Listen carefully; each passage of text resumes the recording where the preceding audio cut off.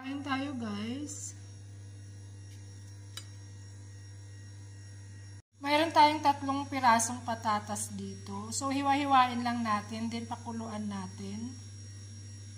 So ang bawat isang patatas ay hinati ko sa 4 na piraso. And then ito pakuluan na natin. Lagay natin sa ating kaldero.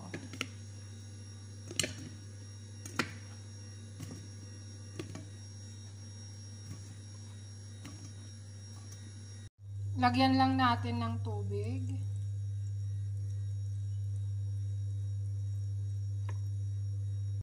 Takpan natin at pakuluin hanggang sa maluto. So habang niluluto natin yung ating patatas, ay prepare naman natin yung ating chicken wings. So ito yung partner ng ating chicken wings mamaya. Meron tayong konting chicken wings dito. Maglalagay lang tayo ng asin. Konting asin. Paminta. Then paprika and onion powder.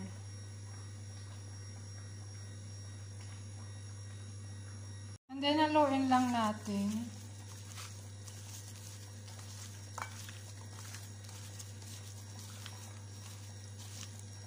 So ito mamaya guys ay lalagay natin sa oven. I-bake natin kasama ng patatas. Ito yung ating tanghalian ngayon. At naglagay rin tayo ng olive oil. Pwede naman kahit anong cooking oil ang mayroon kayo. Ito lang kasi ang mayroon namin ngayon, olive oil. And then, halo-haloin natin ulit.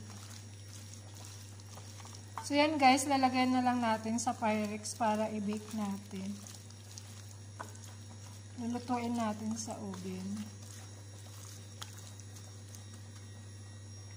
Ready to bake na yung ating chicken wings guys. Hintayin lang natin yung patatas para pagsabayin na natin. Tipid-tipid ng gas ba? Mahal ang gasol ngayon. Ito yung ating patatas. Maglalagay lang tayo ng konting asin.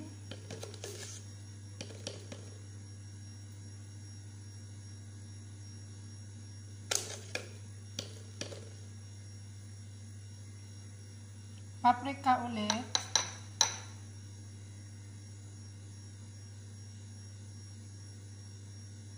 Paminta.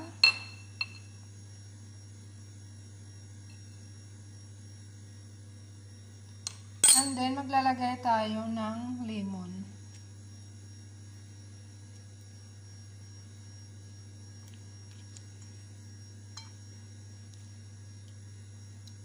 Tapos halo-haluin natin.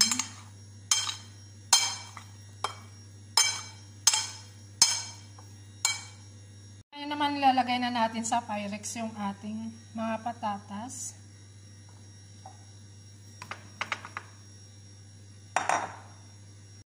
And then lagyan lang natin ulit ng olive oil. Sprinkle olive oil.